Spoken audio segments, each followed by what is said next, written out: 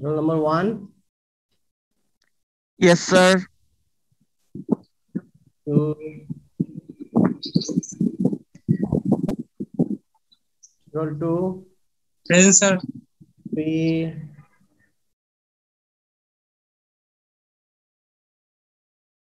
Roll number 3. 4.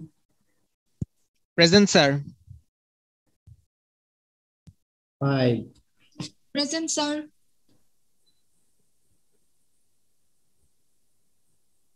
The 5 present.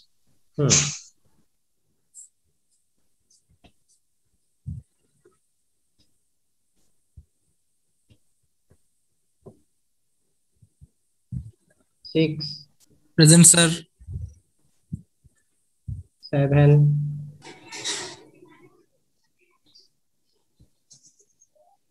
8. Present, sir. 9. Yes, sir. Sir, roll 9. Present. 10. Yes, sir. Roll 10. 11. Present, sir. 12. Yes, sir. 13. Present, sir. 15. Yes, sir. 16. Yes, sir. Roll 16. 17. Yes, sir. 18. Yes, sir. 19. Yes, sir. Roll 19. 20. Yes, sir. Roll 20. 21. Yes, sir. 21, sir. 22. Yes, sir. 3. Yes, sir. 4. Yes, sir. 24 present. 5. Yes, sir.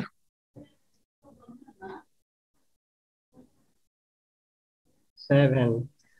Yes, sir. 28. 29. Yes, sir. 30. Yes, sir. 31. Yes, sir.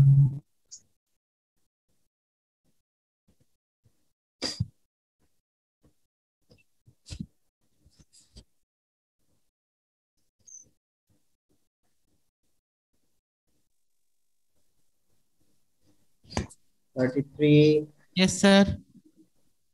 34. Yes, sir.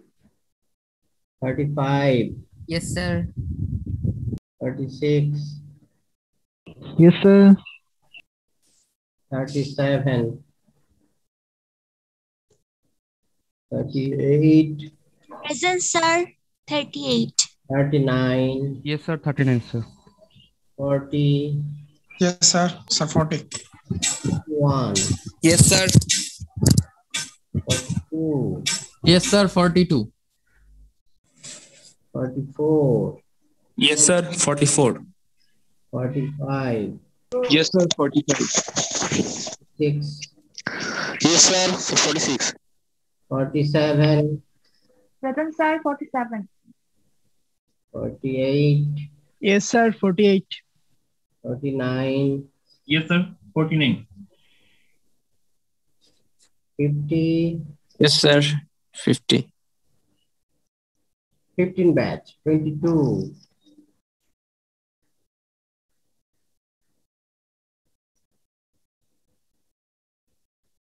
15 batch, 17, 13 batch, 29, 12 batch, 19, Yes, sir.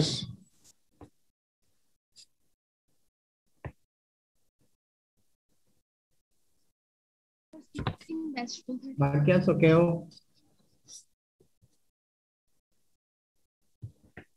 Roll 34.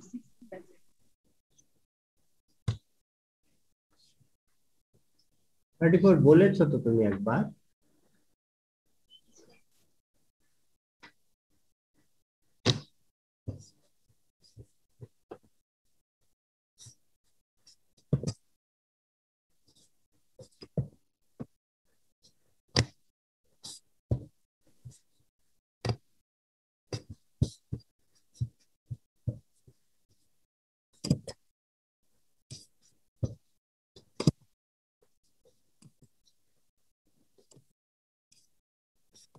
Recording in progress.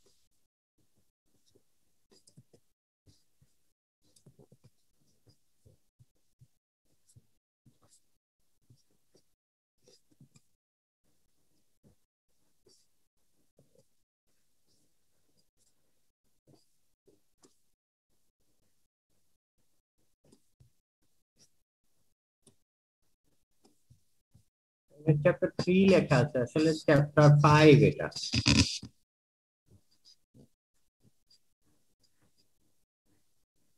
তোমরা নাম দেখতেছো চ্যাপ্টারের এটা heat treatment of tool steel এই chapter শুধুমাত্র tool স্টিলের বিভিন্ন chemical কম্পোজিশনের স্টিলের হিট ট্রিটমেন্ট নিয়ে আলোচনা করা হবে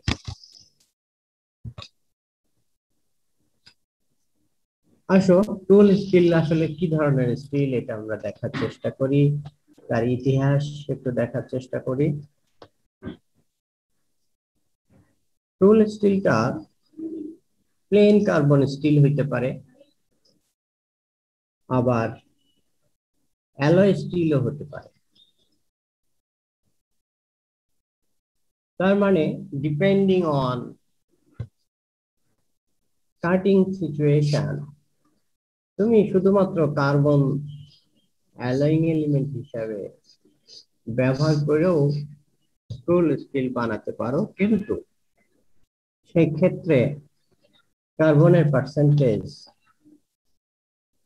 কার্বনের পার্সেন্টেজ হইতে হবে হাই আর কি অ্যাপ্লিকেশনও একটু কেয়ারফুলি সিলেক্ট করতে হবে আদারওয়াইজ অনেক ক্ষেত্রে কার্বন স্টিল কে ব্যবহার করে যদি আমরা কাটাকাটি করি বেশি অ্যাগ্রেসিভ কাটিং এ যদি আমরা একে ব্যবহার করি অনেক সময় এই টুল স্টিলটা ভেঙে যায় অনেক সময় এই টুল স্টিলটা গরম হয়ে গ্রাজুয়ালি টেম্পারিং অ্যাকশনে নরম হয়ে যায় যেটা আমরা হিট ট্রিটমেন্টে পড়েছি টেম্পারিং কাটিং এর সময় অনেক সময় 400-500 ডিগ্রি পর্যন্ত টেম্পারেচার ডেভেলপ করে। আর 500 ডিগ্রি সেন্টিগ্রেডে যদি long time 5 hours, 10 hours, 20 hours এই সময় ধরে যদি আমাদের কাটিং অপারেশন চলে, তাহলে এটা কিন্তু সিরিয়াসলি মার্টেনসাইট গুলোর টেম্পারিং এর অ্যাকশনে কার্বাইড প্রেসিপিটেট হয়ে এপসাইলন কার্বাইড তৈরি করে ফেরাই ব্লকই অনেক সময়, যেহেতু ওখানে প্রেসার কাজ করে, হাই স্ট্রেস কাজ করে। একটা জিনিস খেয়াল রাখবা যে আমরা যতই বলি যে lower critical temperature is 723 degree C, কিন্তু এটা কিন্তু অ্যাটমসফেরিক কন্ডিশনে, এটা সাইক্লিক লোডিং এ না, এটা আন্ডার স্ট্রেসে না, just heating and cooling at atmospheric কন্ডিশনে। কিন্তু সেখানে যদি অনেক সময় ভাইব্রেশন হয়, আন্ডার স্ট্রেসে কাজ করে, রিপিটেড টাইমে সাইক্লিক লোডিং যদি সেখানে হয়, তাহলে অনেক সময় এই যেখানে আমরা বলছি যে মার্টেনসাইট থেকে ফেরাইট হওয়া সম্ভব নয়, যতক্ষণ পর্যন্ত অস্টেনাইট টেম্পারেচারে 723 তে না যাবে ততক্ষণ পর্যন্ত মার্টেনসাইট অস্টেনাইটে ট্রান্সফর্ম হবে না। আবার ব্যাক ডাইরেকশনে যখন কুলিং করা হবে, তখন সেই অস্টেনাইট থেকে তার নর্মাল যে স্ট্রাকচার ফেরাইট এন্ড পারলাইট তৈরি হবে। এটা আমাদের খুব সাধারণ একটা বিশ্বাস, বাট এই সমস্ত ইকুয়েশন, এই সায়েন্স আসলে সবসময় কার্যকরী হয় না, because of other parameter influence, যেটাকে বলা হয় সিনার্জিস্টিক ইফেক্ট। এই ইফেক্টের কারণে অনেক সময় মার্টেনসাইট ফেরাইট এবং পারলাইটে, ব্লকি ফেরাইট এবং পারলাইটে ট্রান্সফার হয়ে যেতে পারে। এখন ব্লকি ফেরাইট এবং পারলাইট আসলে মার্টেনসাইটের এক্সিস্টেন্স যদি শেষ হয়ে যায়, তাহলে ম্যাটেরিয়ালসটা কিন্তু সিরিয়াসলি নরম হয়ে যাবে এবং কাটিং করতে গিয়ে সে নিজেই অনেক সময় কেটে যাবে,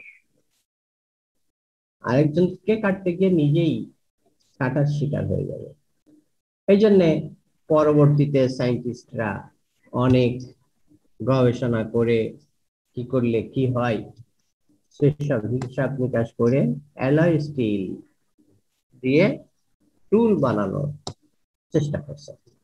এটাই আসছে modern tool steel began in mid 19th century। তার মানে 1850, 60, 70 সালের দিকে আমরা যে টুলটা ব্যবহার করি, সেই টুলে সেই মডার্ন টুল আসা শুরু হয়েছে। আসলে ওই রকম মডার্ন তখন ছিল না, এখনকার দিনে যে মডার্ন সেরকম মডার্ন ছিল না, বাট এই যে অ্যালয় স্টিল দিয়ে টুল বানানো তখন থেকে শুরু হয়েছে। ওল্ডার টুল স্টিল এর ইতিহাস যদি দেখা যায় যে চায়নায়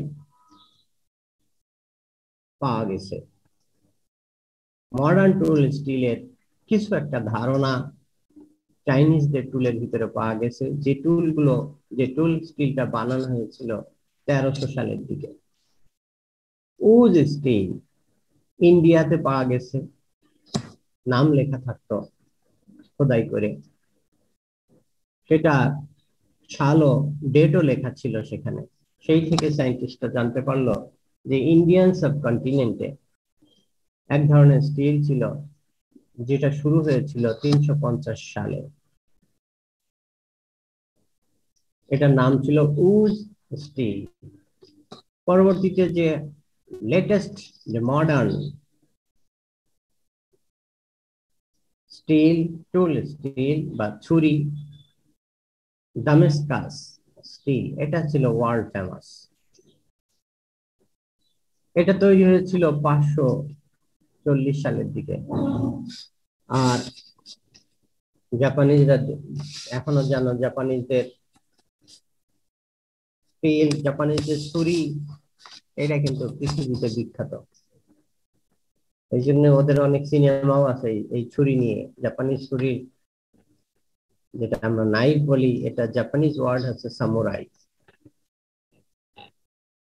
ছুরির আমেরিকা স্টিলের ওই মানে বাইরের টেক্সচারটা ইউনিক ছিল অনেক, তো এটার কি কোনো কারণ ছিল কেমিক্যাল কম্পোজিশনের? হ্যাঁ, আমরা ওইটা আগামী যে সাবজেক্ট আসতেছে 447 মেটাল ওয়ার্কিং প্রসেসে, ওখানে আমরা কেন হয়েছিল, কিভাবে হয়েছিল, এগুলো ওই জায়গায় কভার করবে। অবশ্যই ছিল, কিন্তু সমস্যা যেটা আমরা এখনো ওইটা বানাইতে পারছি না, আর বানাইতে পারলেও এটা শোপিস হিসাবে রাখা যায়, কমার্শিয়ালি ব্যবহার করা যায় না। আর সো এক্সপেন্সিভ, আমাদের এখনকার দিনের সার্ভিস এবং ম্যান পাওয়ার এত এক্সপেন্সিভ হয়ে গেছে। আগেকার দিনে এতটা মানুষ চিন্তা করতো না, ম্যান পাওয়ার নিয়ে চিন্তা করতো না, তাদের লিভিং স্ট্যান্ডার্ড ছিল, সবারই খুব কাছাকাছি লিভিং স্ট্যান্ডার্ড ছিল, এবং তাদের অত বেশি লাইফের এক্সপেন্স ছিল না। মোবাইলের টাকার জন্য মানে হন্য হয়ে ছুটাছুটি করা লাগে নাই। সকালবেলা পরোটা ডিম পোজ খাওয়ার জন্য, হোটেলের বিল দেওয়ার জন্য মাথা খারাপ হয় নাই। ঘরে যা পেয়েছে তাই খেয়েছে, চিড়া খেয়েছে, পান্তা ভাত খেয়েছে, অসুবিধা হয় নাই। কিন্তু বিকালবেলা কি খেয়েছে? একটু শুকনা মুড়ি খেয়েছে, পাটালি দিয়ে, গুড় দিয়ে, না হয় একটু কাঁঠাল খেয়েছে, না একটা আম খেয়েছে। কিন্তু মোগলাই খাওয়ার জন্য, চাইনিজ স্যুপ খাওয়ার জন্য দৌড়াই হোটেলে যাইতে হয় নাই তাদের। আর মোগলাই পরোটা আর চাইনিজ স্যুপের বিল দেওয়ার জন্য মাথা খারাপ হয় নাই। যেটা বলছিলাম যে আসলে লাইফের তাদের অত সময়ের মূল্য ছিল না, সারভাইভ করার জন্য মানে সেকেন্ড হিসাবে সময়ের মূল্য পে করতে হয় নাই, কিন্তু এখন করতে হচ্ছে। কারণ একজন, তোমাদের নিজেদের কাছে প্রশ্ন করে দেখো, একজন ছেলের পার মান্থ মোবাইল বিল কত? সেই টাকাটা কিন্তু সামহাও কোনো জায়গা থেকে নিয়ে আসতে হচ্ছে। সব জায়গাতেই ট্রান্সপোর্ট কস্ট, ইভেন জামা কাপড়ের কস্টিং, খাবারের কস্টিং, হ্যাঁ, আরো ইউটিলিটি, সবকিছু মিলাই কস্টিং সিরিয়াসলি বেড়ে গেছে। এই জন্যই টাইম ইজ মানি। আগেকার দিনের চুরিটা দেখা গেছে 300 বার বানানো হয়েছে আর 300 বার ভাঙ্গা হয়েছে, 301তম বারের ফাইনাল চুরিটা করা হয়েছে। That is the delicate structure. এইভাবেই ডেলিকেট স্ট্রাকচার সেখানে এসেছিল। আর সেই তখনকার যে কামারেরা, ব্ল্যাক স্মিথ, যে কামার আমরা বলি আমাদের ভাষায়, এই কর্মকার বা কামার, এই কামার অত ব্যস্ত ছিল না, একটা এত অর্ডারও তার ছিল না। একটা ছুরি নিয়ে এসে 5 দিন 10 দিন কাজ করে একটা ছুরি বানিয়েছে, আর তাতে সে জানেও না, নিজের অজান্তেই শার্প এজ গুলোতে কার্বন ন্যানোটিউব তৈরি হয়ে গেছে। আর তোমরা জানো কার্বন ন্যানোটিউব এই মুহূর্তে পৃথিবীর সবচেয়ে স্ট্রং ম্যাটেরিয়াল। স্টিলের ভিতরে যদি জেনেই করো আর না জেনেই করো, যদি কার্বন ন্যানোটিউব চলে আসে রিইনফোর্সমেন্টের জন্য, তাহলে ছুরির ধরন আসলে চেঞ্জ হয়ে যাবে। কিন্তু সেই সময় যে কামারেরা এইভাবে যে কাজ করেছিল, সেগুলো আসলে কোনো জায়গায় লিখে রেখে যায় নাই। কোন টেম্পারেচারে কতবার ফোল্ডিং করেছে, কতক্ষণ সময় ধরে ফোল্ডিং করেছে, লটস অফ প্যারামিটার এখানে আছে। ম্যাটেরিয়ালস এর, জানো, আয়রন বহুরূপী ম্যাটেরিয়ালস। হ্যাঁ, একে তুমি এক টেম্পারেচারে, এক এক প্রেসারে, এক এক টেম্পারেচারে, এক এক রেট অফ স্ট্রেনে, আমরা রোলিং এ দেখবো যে রেট অফ স্ট্রেন কি পরিমাণ, কিভাবে ইনফ্লুয়েন্স করে। আমরা কিন্তু বদার করি না, এই জন্য আমরা কিন্তু স্টিল বানাইতে পারি না। যেখানে স্টিল 6200 এমপিএর স্টিল তৈরি হয়ে গেছে, আমরা কিন্তু বাংলাদেশে 500 এমপিএর উপরে স্টিল আমরা বানাইতে পারি না। কারণ ক্রুড ভাবে চললে হবে না, এর ভিতরে অনেক খেলা আছে, অনেক কিছু বোঝার আছে। অনেক কিছু প্যারামিটারের সিনক্রোনাইজেশনের ব্যাপার স্যাপার আছে, এইগুলো যদি না করতে পারো তাহলে হবে না। যেটা তোমাদের হয়তো আমি বলেছিলাম যে আবুল খায়েরের সে স্টিলের শুরু করলো 2009 সালে, 2014-15 সালের দিকে আমি জানতে পারলাম যে তাদের 50,000 টন বিলেট কিনে নিয়ে আসছে, ভুল বিলেট কিনে নিয়ে আসছে। সেই বিলেট দিয়ে তারা যে গ্রেডে রড বানানোর কথা সেই গ্রেডে রড তারা বানাতে পারছিল না। ইন্ডিয়ানরা আসছে, বাংলাদেশিরা ট্রাই করেছে, ইন্ডিয়ানদের পিছনে কোটি কোটি টাকা ইনভেস্ট করেছে, তাদের স্যালারি, তাদের থাকা খাওয়া দিয়ে এবং কনসালটেশন ফি কোটি কোটি টাকা ব্যয় করেছে। কারণ 50,000 টন কিন্তু যাতা কথা না, এক টনের দাম 50,000, 52,000 গুণ 50,000, এই পরিমাণ টাকা কিন্তু ওখানে পড়ে আছে। এবং 5 বছর ধরে ধান খেতে লবণাক্ত সয়েলের ভিতরে যদি পড়ে থাকে, কি পরিমাণ মানে রাস্টিং হচ্ছে এবং কি পরিমাণ তার ওয়েট কমে যাচ্ছে তোমরা হয়তো কল্পনা করতে পারো। 3 to 5 এর যদি জ্ঞান ওখানে অ্যাপ্লাই করো তাহলে বুঝতে পারবো যে স্যালাইন ওয়াটার, স্যালাইন তোমার হচ্ছে সয়েল এবং মাটি, সয়েলের ভিতরে এসে যদি পড়ে থাকে, মাটি মানে অলমোস্ট মাটি, সবসময়ই মাটি, কারণ বাংলাদেশে তো অনেক দিন ধরে বৃষ্টি হয়, তার ভিতরে পড়ে থাকছিল, নষ্ট হয়ে যাচ্ছিল। আর যারা এই ভুল করছিল তারা অনেকেই চাকরি ছেড়ে দিয়ে চলে গেছিল। 14 সালের শেষে আমি জানতে পারি, আমাকে কিন্তু বলে নাই, বাট বাই দা বাই কেউ আমার কানে দিয়েছিল।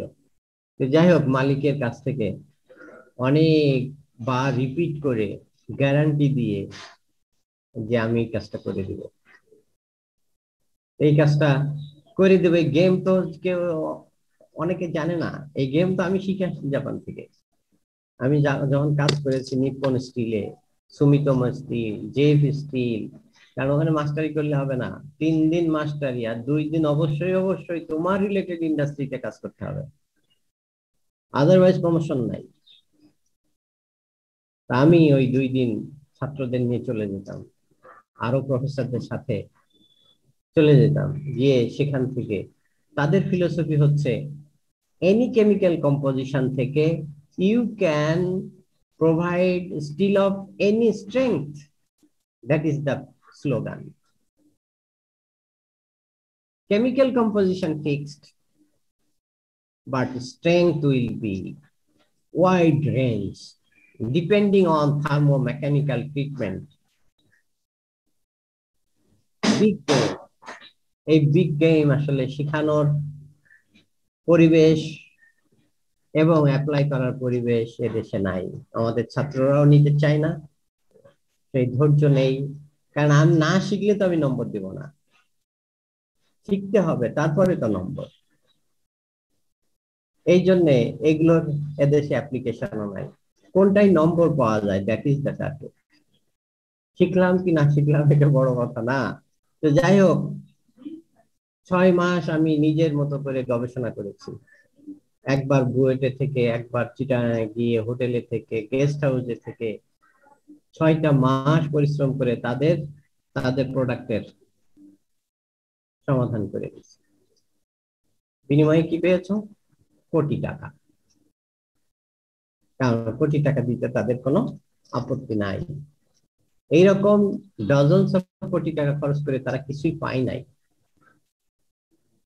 এবং সাথে সাথে অফার, স্যার কিছুই করতে হবে না, আপনি মাঝে মাঝে আসবেন, মাঝে মাঝে আমাদের অ্যাডভাইস দিবেন, 10 লাখ টাকা স্যালারি পার মান্থ।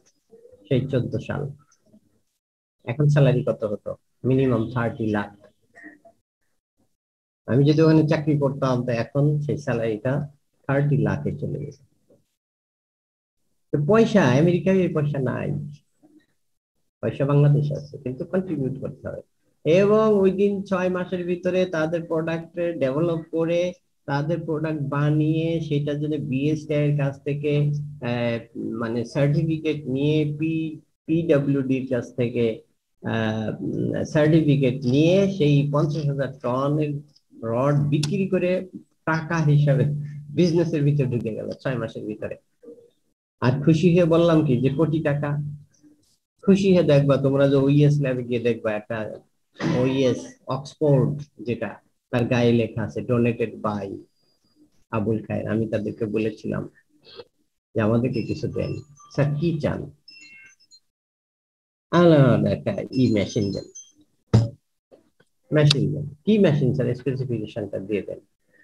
স্পেসিফিকেশন দিয়ে আসছে, আসার কয়েকদিনের ভিতরেই দেখি যে ভেন্ডার চলে আসছে, সাপ্লায়ার চলে আসছে, স্যার আবুল খায়ের এই দিছে, আপনি স্পেসিফিকেশন আরেকবার চেক করে দেন। দেখবা বসানো আছে সেই 15 সাল থেকেই, পরের বছরই দিয়ে দিয়েছে।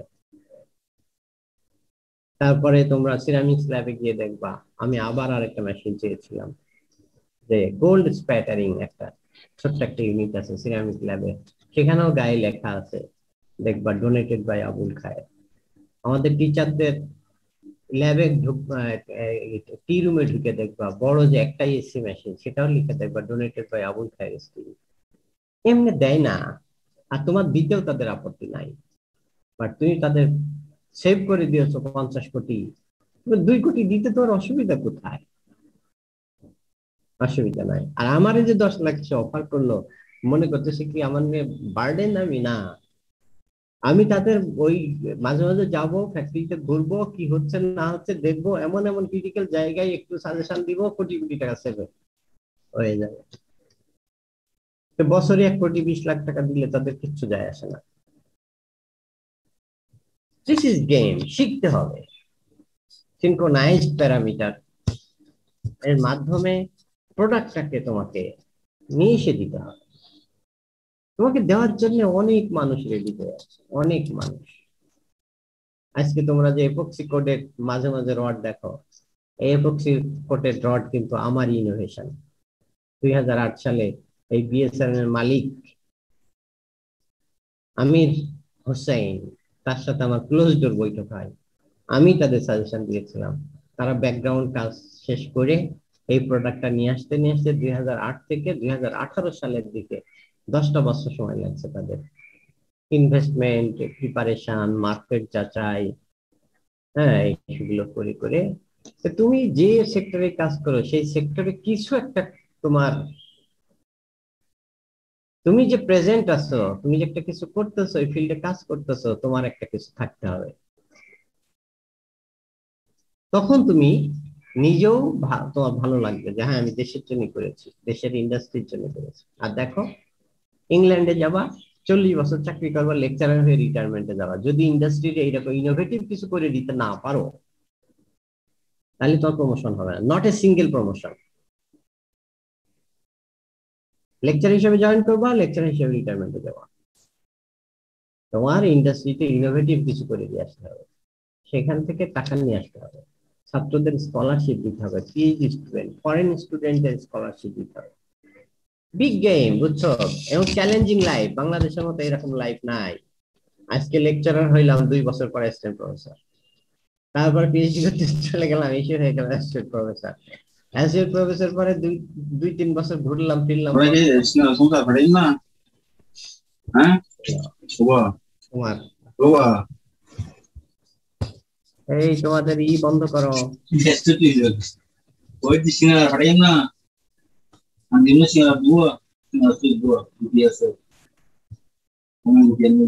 তোমাদের মাইক বন্ধ করো। রোল নাম্বার 11 আমারটা না, অঙ্কিতা একটু মাইকটা বন্ধ কর। নিষেধ করে দাও। অঙ্কিতা মাইকটা অফ কর।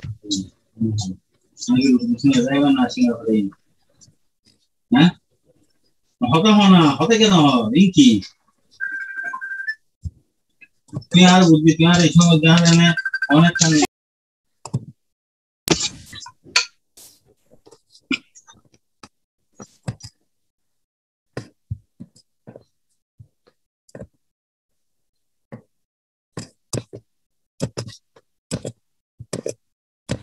যাই হোক, হাই স্পিড।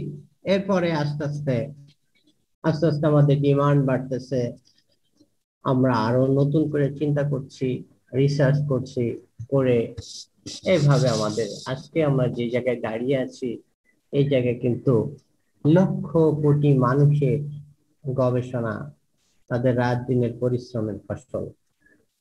এবং আমরা কি করছি না করছি এটা বড় কথা নয়, পৃথিবীতে একই সময়ে এখনো লক্ষ কোটি মানুষ এই ফিল্ডে দিন রাত কাজ করে যাচ্ছে ফর ইনোভেশন। কারণ দেখো পরবর্তীতে হাই স্পিড কাটিং প্রপার্টিজ কিছু কিছু স্টিলে অজান্তেই, মানুষের অজান্তেই কিছু কিছু স্টিলের ভিতরে কাটিংটা ভালো হতো, কাটিং ক্যাপাবিলিটি ভালো ছিল, আবার কিছু কিছু স্টিলে ভালো ছিল না। তো ওই সময় ডেলিকেট আসলে অ্যানালাইসিসের ফ্যাসিলিটিস না থাকার কারণে কি জন্য কাটিংটা ভালো হচ্ছে, কি জন্য কাটিং খারাপ হচ্ছে এটা কিন্তু তাদের জানা ছিল না।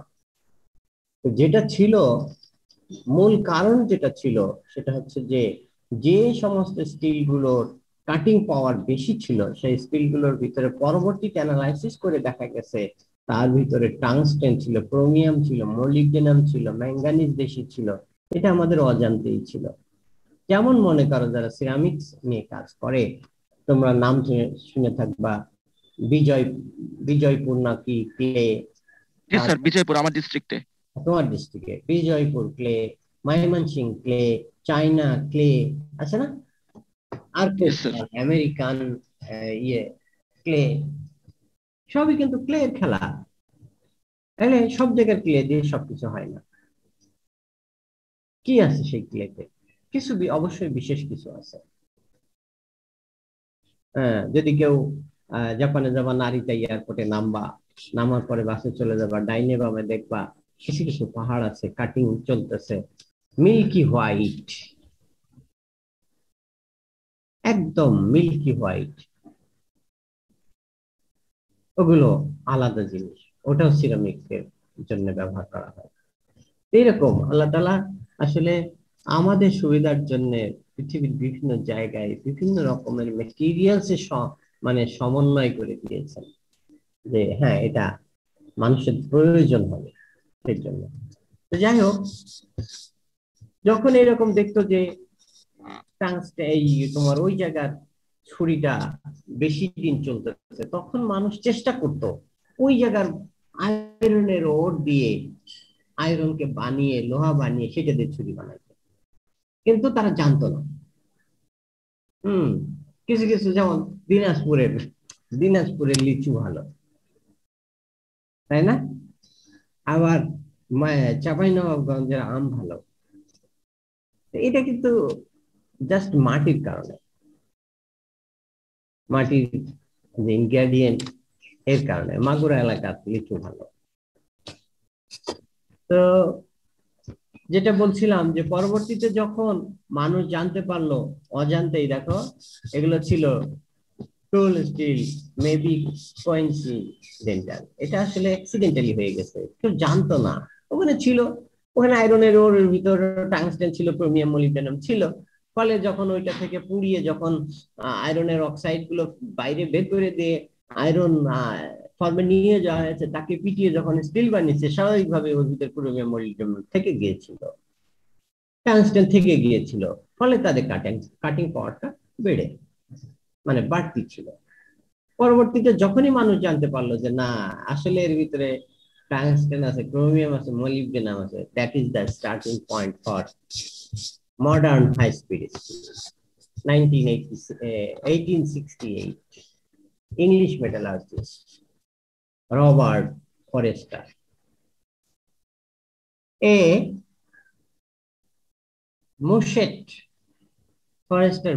Develop Mushet steel. এটাই হচ্ছে ফাদার অফ এই ফরেস্টার মুশেট, ইনি হচ্ছেন father of high speed steel. পরবর্তীতে তোমরা ইতিহাস দেখবে, আমেরিকানরা কিন্তু সেরকম কোন জিনিস বানাই নাই, আবিষ্কার করে নাই। আমেরিকানরা আবিষ্কার করে নাই, আবিষ্কার করেছে, বেশিরভাগ জিনিস আবিষ্কার করেছে ইউরোপিয়ানরা। এখান থেকে কপি করে নিয়ে গিয়ে আমেরিকানরা কিন্তু নানান রকমের পলিটিক্স, মাসল পাওয়ার ব্যবহার করে তারা কিন্তু ডমিনেট করার চেষ্টা করতেছে, ফাইন্যান্সিয়ালি আরেকজনকে ফকির বানিয়ে দেওয়ার চেষ্টা করতেছে, এবং তারা আস্তে আস্তে শেষ হয়ে যাচ্ছে। যে অরিজিন, জ্ঞানের দ্বীপও ছিল যে ইয়ে গ্রিস, সেই গ্রিস কিন্তু আজকে ইউরোপের, সেই গ্রিস হচ্ছে ইউরোপের গরিব দেশ। মাঝে মাঝে এতই ব্যাংক ডিফল্টার হয়ে যায় যে অন্যরা যদি এগিয়ে না আসে, সাহায্য না করে, তাহলে ব্যাংকের লোন শোধ করতে পারে না। পলিটিক্সের শিকার। যাই হোক, তো এর পরবর্তীতে আস্তে আস্তে দেখো গ্রাজুয়ালি ডেভেলপ করছে। 1899, তারপরে 900, এইনারা এই সময়ে দুইজন উইনসো, তারপরে বেথেলহাম, তোমরা নাম শুনে থাকবা, very very Bethlehem, very very expensive, very very famous steel, Bethlehem steel. হ্যাঁ, এটা আমেরিকান মেটালার্জিস্ট। ওনারা রিসার্চ করে পরবর্তীতে আরো মডিফাইড, আরো রিফাইন্ড, হাই কোয়ালিটির, হাই স্পিড স্টিল তৈরি করতে পারলে। পরবর্তী সায়েন্টিস্টরা দেখলো আসলে কেন এই টাংস্টেন, ক্রোমিয়াম, মলিবডেনাম, ভ্যানাডিয়াম থাকলে কাটিং পাওয়ারটা কেন বাড়ে। শুধু জানতে পেরেছিল, এই যে 1900 সাল পর্যন্ত জানতে পেরেছিল যে টাংস্টেন, মলিবডেনাম, ভ্যানাডিয়াম থাকলে ঠিক আছে, তাদের কাটিং পাওয়ার বাড়ে, দ্যাটস ফিনিশ। এর পরবর্তী তার এগোইতে পারে নাই। এখন মানুষ শিখে ফেলতেছে কেন তাদের কাটিং পাওয়ার বেশি, কারণ tungsten, chromium, molybdenum, vanadium, they are very very strong and powerful carbide former. শুধু কার্বাইড ফর্মার হইলেই হবে না, সিমেন্টাইটও কিন্তু কার্বাইড, Fe3C এটাও কার্বাইড। সেই কার্বাইড কিন্তু সফট হয়ে যায়, কার্বাইড দিয়ে বেশিক্ষণ কাজ করা যায় না। কিন্তু এই যে কার্বাইড গুলো, এরা হিট রেজিস্ট্যান্ট কার্বাইড। এই জন্য টাংস্টেন, ক্রোমিয়াম, মলিবডেনাম, ভ্যানাডিয়াম যে স্টিলের ভিতরে, এটা জানাসারেই হোক আর অজান্তেই হোক, এটা কিছু যায় আসে না। তুমি ঘুমিয়ে আসো, এমন গভীর ঘুমে আসো, তোমাকে স্যালাইন পুশ করে কিছু খাবার দিয়ে দেওয়া হয়েছে, তোমার খিদা লাগছে না। কিন্তু কেন খিদা লাগতেছে না, তুমি হয়তো ভাবতেছো কেন খিদা লাগতেছে না, কারণ তো নিশ্চয় আছে, কি বলো? কারণ আছে না? জি স্যার। খাবার তো ঢুকিয়ে দেওয়া হয়েছে, এই জন্য খিদা লাগতেছে। তুমি জানো বা না জানো, এটা কিছু যায় আসে না। একইভাবে স্টিলের ভিতরে খাবার রয়ে গেছে, টাংস্টেন, ক্রোমিয়াম, মলিবডেনাম, ভ্যানাডিয়াম রয়ে গেছে, সেটা তোমার জ্ঞাতসারে হোক আর অজ্ঞাতসারে হোক, এটা কিছু যায় আসে না। ফলে তারা তাদের প্রকৃতিতে যে যাকে পাঠানো হয়েছে, তাদের প্রত্যেকের আলাদা আলাদা কাজ আছে। আমি চাই বা না চাই, প্রকৃতির যে সমস্ত রোলগুলো প্লে করে, সেই রোলগুলো কিন্তু অটোমেটিক্যালি চলতে থাকবে। ফলে টাংস্টেনের যা কাজ, ওই দিন দ্য ম্যাট্রিক্স অফ স্টিল, অবশ্যই তুমি চাও বা না চাও, টাংস্টেন সেটাই করবে, ক্রোমিয়াম তাই করবে, কারণ দে আর নেচার কন্ট্রোল। যাই হোক, এবার আমরা দেখি টুল স্টিল কি ধরনের প্রপার্টির দিকে আমাদের খেয়াল রাখা দরকার। হ্যাঁ, প্রথম কথা সেটা হচ্ছে অবশ্যই এটার উইয়ার রেজিস্ট্যান্ট, ক্ষয়রোধী প্রপার্টি থাকতে হবে। কারণ টুল কিছুই না, শুধু ঘষাঘষির কাজ। ছুরি, সেটা সবজি কাটো আর ফ্রুটসই কাটো, কিছু যায় আসে না। দেখো কাটিং কিছুই না, তুমি কাটার আগে আপেলের উপর কি করতেছো? ঘষতেছো, চাপ দিয়ে ঘষতেছো, এই পাশ থেকে ওই পাশে একটা চাপ দিয়ে দিলাম, খাস করে আপেলটা কেটে গেল। কি হয়েছে সেখানে? ঘষাঘষি হয়েছে, আন্ডার স্ট্রেসে ফ্রিকশন হয়েছে। ফলে ফ্রিকশনে যাতে সে ক্ষয় না হয়ে যায়, এই জন্য দেখবা একটা ছুরি রাস্তার ধার থেকে 30 টাকা দিয়ে কিনে নিয়ে গিয়েছো, আর একটা 3000 টাকা দিয়ে একটা ছুরি কিনেছো। একই দিনে ধার দেবা, ধার দিয়ে একই ভাবে কাজ করবা, দেখবা 30 টাকার ছুরিটা 1.5 দিন 2 দিনের মাথায় সে যা তাই এখন আর ঘষা দিলে কাটে না, এখন চাপ দিয়ে গায়ের জোরে কাটতে হয়। কিন্তু ওই ছুরিটা যেটা 3000 টাকা দিয়ে কিনেছিলে, দেখবে যে 30 দিন তুমি কাজ করতেছো, ধার এখনো যায় নাই। তার মানে বুঝতেই পারতেছো যে সামথিং ডিফারেন্ট, ভিতরে কিছু আছে, এই জন্য তার ধার যাচ্ছে না। কেন যাচ্ছে না? ক্ষয় কম হচ্ছে। কেন ক্ষয় কম হচ্ছে? কার্বাইড আছে অথবা মার্টেনসাইটিক স্ট্রাকচার আছে, কিছু একটা আছে।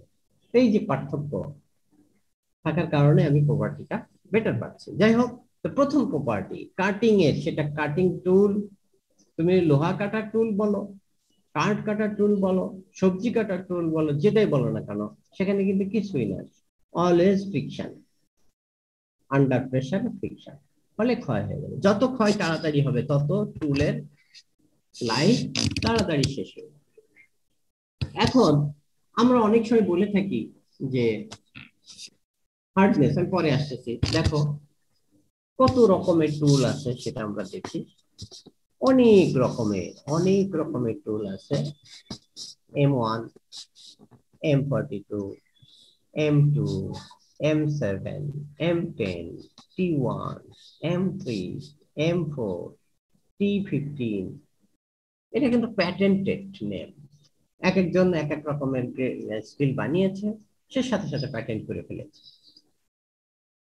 বিগ গেম, বিলিয়ন বিলিয়ন, এটা কিন্তু বিলিয়ন বিলিয়ন গেম না, সারা ওয়ার্ল্ড ওয়াইড যদি চিন্তা করো, এটা হচ্ছে ট্রিলিয়ন গেম, ডলারের গেম। সারা ওয়ার্ল্ড এমন কোন একটা দেশ নাই, এমন কোন একটা এলাকা নাই যেখানে টুলের গেম নাই। ট্রিলিয়ন ডলারের গেম। আনফরচুনেটলি আমরা এই গেমে পিছিয়ে গেছি। বাংলাদেশ মেশিন টুলস ফ্যাক্টরি, সেখানে কিছু টুল তৈরি হতো, আমি নিজে গেছি 88-এ, অনেকবার গেছি। সেই জায়গায় এখন তৈরি হচ্ছে আর্মিতে জুতা।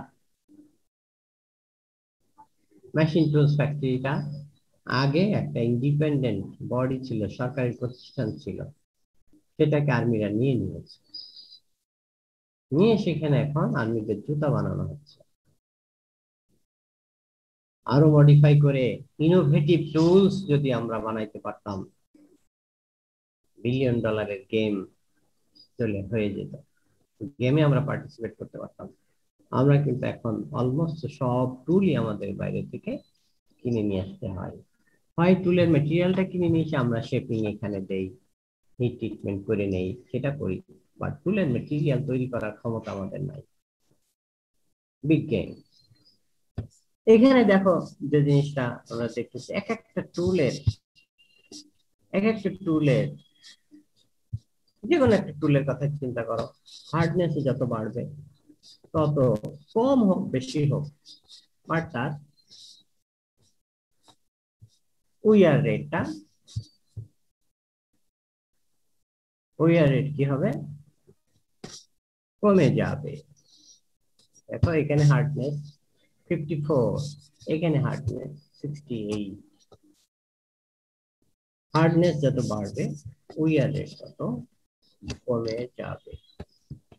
হ্যাঁ, এটা আমরা দেখলাম, hardness is very very important factor for tool steel. কিন্তু একটা জিনিস খেয়াল করো, সেটা হচ্ছে যে হার্ডনেস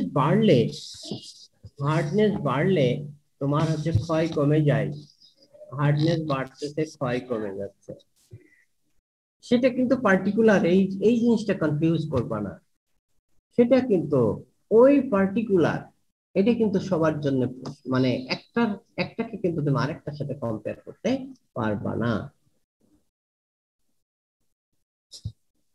যেমন দেখো হার্ডনেস তোমার এখানে কত আছে আমি দেখতে পাচ্ছি না।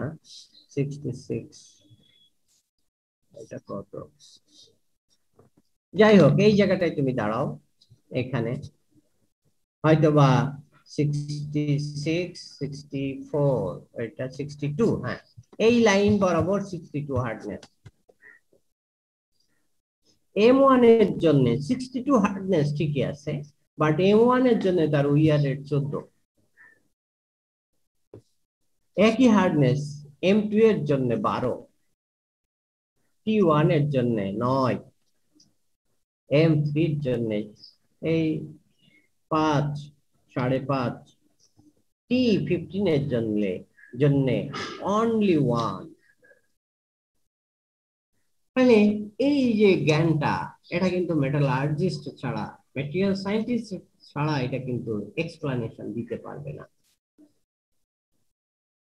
Hardness same, but wear resistance M1 এর তুলনায় T15 এর উইয়ার রেট M1 এর তুলনায় একই হার্ডনেস। এমন যদি হতো হার্ডনেসের ভিন্নতা আছে তাহলে একটা কথা ছিল, হার্ডনেসের কিন্তু কোনো ভিন্নতা নাই, 62, কিন্তু T15 এর তুলনায় M1 14-15 গুণ তার উইয়ার রেট। আর উইয়ার রেটই তাকে বলে দিল সে কতদিন কাজ করতে পারবে। তার মানে আমি বলতে পারি, যদি T15 নাও একটা সিমিলার অ্যাপ্লিকেশনের জন্য, T15 যেখানে 15 বছর কাজ করবে, M1 সেখানে 1 বছর কাজ করবে। এটা এই ধরনের একটা প্রবলেম আমরা ফেস করেছিলাম। সেটা হচ্ছে, আবার বলি যে তোমরা যে রাস্তা ডিভাইডার দেখো, যে কনক্রিট ব্লকের ডিভাইডার দেওয়া হচ্ছে না এখন, জি স্যার। দেখেছো? জি স্যার, ঢাকায় দেখতে পাওয়া যায়। হ্যাঁ, এই ডিভাইডার গুলো বলছিলাম যে গোল্ড মেডেল পেয়েছিল আমাদেরই ফ্রেন্ড মেটালার্জিস্ট কনকর্ডে, উনি এটার কিন্তু উদ্যোক্তা কনকর্ড গ্রুপ, আর সেই কনকর্ডের উনি ইঞ্জিনিয়ার হিসেবে চাকরি করতেন, উনি এটা তৈরি করছেন। এবং সলিউশনটা, ইনোভেশন তো তারই, তার পরবর্তীতে যে চ্যালেঞ্জটা আসলো সেটা আমি বলতেছি। ইনোভেশনের জন্য বাংলাদেশ সরকারের কাছ থেকে উনি গোল্ড মেডেল পেয়েছিলেন। এত কুইকলি এই যে ব্লক গুলো বানিয়ে দেওয়া হচ্ছে, রাতারাতি তোমার ডিভাইডার বানিয়ে দেওয়া সম্ভব হচ্ছে। এর পরবর্তীতে যে চ্যালেঞ্জটা ছিল, এইটা যেটার ভিতরে হাই প্রেসার দিয়ে এই ব্লক গুলো বানানো হতো, এই মেশিনটা ছিল জার্মানি মেশিন। পরবর্তীতে ওই মেশিনটা ক্ষয় হয়ে গেছে, অনেক প্রোডাক্ট বানানোর পর স্বাভাবিকভাবে ক্ষয় হয়ে যাবে। এখন তারা আবার ভাবলো যে ঠিক আছে, জার্মানিটার দাম হচ্ছে 20 লক্ষ টাকা, আমি যদি এখানে মেটেরিয়াল এটা দিয়ে বানিয়ে টানিয়ে দেই, তাহলে তো আমার 1 লাখ টাকার ভিতরে হয়ে যাচ্ছে। ওরা সেটাতে বানানো শুরু করলো। প্রবলেমটা কি? জার্মান দিচ্ছিল 6 ইয়ার সার্ভিস, একটা মেশিন নিয়ে আসলে 6 ইয়ার সার্ভিস। আর আমাদের বাংলাদেশে যারা এইভাবে বানানোর চেষ্টা করলো, সেটা হচ্ছে অনলি 4 মান্থ সার্ভিস। তো প্রত্যেক 4 মাস পর পর তুমি এগুলো চেঞ্জ করবা আর দৌড়াবা, আবার একটা মেশিন কিনবা, আবার প্রোডাকশন বন্ধ রাখবা, মাঝে মাঝে অ্যাক্সিডেন্ট হবে, ডিউরিং প্রোডাকশন এটা ভেঙে 2 টুকরা হয়ে গেছে, বাঁকা হয়ে গেছে, লোড নিতে পারে না, ছিদ্র হয়ে গেছে। এইগুলো হ্যাসেল সহ্য করবা না 20 লাখ টাকা একটা কিনে নিয়ে আসবা? তখন আমার ফ্রেন্ড আমাকে বলল যে দোস্ত, এই ঘটনা কি করা যায়? আলাদা তুমি ওইটা ভাঙা অংশ নিয়ে আসো। ভাঙা অংশ নিয়ে এসে দিল আমাকে, দিয়ে অ্যানালাইসিস করার পরে বললাম যে আসো তুমি ধুলাইখালে চলে যাও। ধুলাইখালে গিয়ে অনেক রকমের জাহাজের ভাঙা টাং এই শেপের এইরকম প্রোডাক্ট পাওয়া যায়, সেটা নিয়ে আসো। তুমি নিয়ে এসে তারপরে মেশিনিং করো, হিট ট্রিটমেন্ট আমি করে দিব, নো প্রবলেম, হিট ট্রিটমেন্ট করে দিব। তুমি ওদের মতো চলবে না, কারণ ওদের হচ্ছে dedicated composition, dedicated hit treatment, কিন্তু আমাদের যেটা হবে সেটা হচ্ছে কাছাকাছি। 6 মাস 4 মাসে কিচ্ছু হবে না এটা। এটা বছর ক্রস করবে, 2 বছর 3 বছর চলবে, ইয়েস, আমরা কিন্তু সফল হয়েছি। জ্ঞান থাকতে হবে ভিতরে, না থাকলে কিছু হবে না। তোমাকে বললাম না, যেখানেই থাকো সেখানে কন্ট্রিবিউট করো। সিভিল ডিপার্টমেন্টে দেখবা 4 কোটি টাকা টেনসাইল টেস্টিং মেশিনের যে গ্রিপার ফেল করতেছিল, সেই গ্রিপার এক সেট গ্রিপ মেশিনের সাথে আসলে এটা ফ্রি, বাট যখন তুমি আলাদাভাবে এই গ্রিপার অর্ডার দাও, তখন একটা সেট গ্রিপার কিনতে গেলে দেখা যায় 8 লাখ 10 লাখ টাকা লাগে। অরিজিনাল যদি মানে যারা যারা মেশিন বানিয়েছে তাদের কাছ থেকে নিতে হয়, তাহলে 8-10 লক্ষ টাকা দিয়ে গ্রিপার সেট কিনতে হয়। আমি আর মোহর আলী স্যার, স্যারও হিট ট্রিটমেন্টের মানুষ, আমি এই সাবজেক্ট পড়ানোর আগে স্যার পড়াইতেন। যাই হোক, আমি আর মোহর আলী স্যার এইটার পিছনে কাজ করে সিভিল ডিপার্টমেন্টে এই গ্রিপার আমরা বানিয়ে দিয়েছি। 10 লাখ টাকা খরচ করে গ্রিপার কিনতে হয় নাই। আমরা মেশিন মেটেরিয়াল সিলেক্ট করে দিয়েছি, ধুলাই খালের মেটেরিয়াল, তারপরে ওরা মেশিনিং করে দিয়েছে, আমরা হিট ট্রিটমেন্ট, পরবর্তীতে আমরা হিট ট্রিটমেন্ট করে দিয়েছি। That is direct contribution. তুমি কি পড়লা, কি শিখলা, এটা বড় কথা না, তোমার দিকে দেশ কতটুকু উপকৃত হলো, হ্যাঁ, নেশন কতটুকু উপকৃত হলো, সেটাকে টার্গেট নিয়ে তোমাকে পড়তে হবে।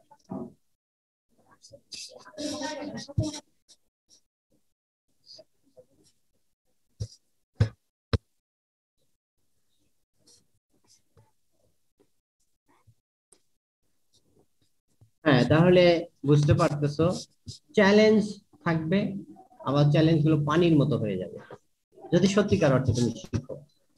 হাম্মারেঙ্গা তাম্মারেঙ্গা শিখলা, কিছুই করতে পারলা না, কিছুই কন্ট্রিবিউট করতে পারলা না, ওই শিক্ষার কোনো দাম নাই।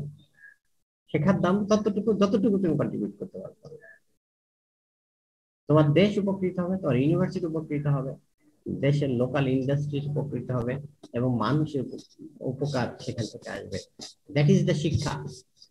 এই শিক্ষায় আমাদের শিক্ষিত হইতে হবে। আর এই ধরনের শিক্ষা শিক্ষিত হয়ে গেলে, তোমাদের আমি বারবার বলি যেটা,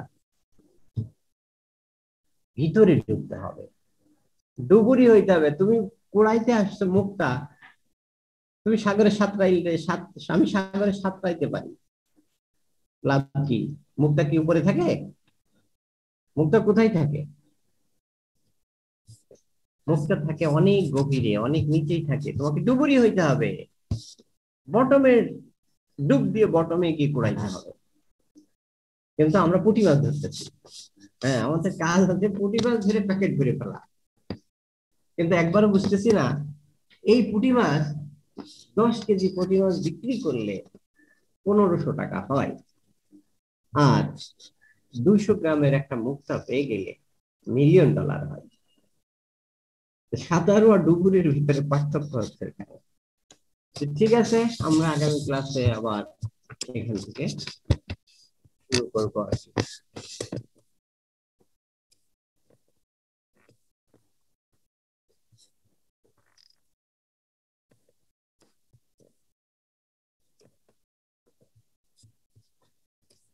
কি জন্য পারবে না? পারবে না হচ্ছে যে ইয়ে নাই তো, ওই সেটটা অর্ডার দিতে হবে, তুলতে হবে, তো ওটা তো লাগাইতে পারবে না।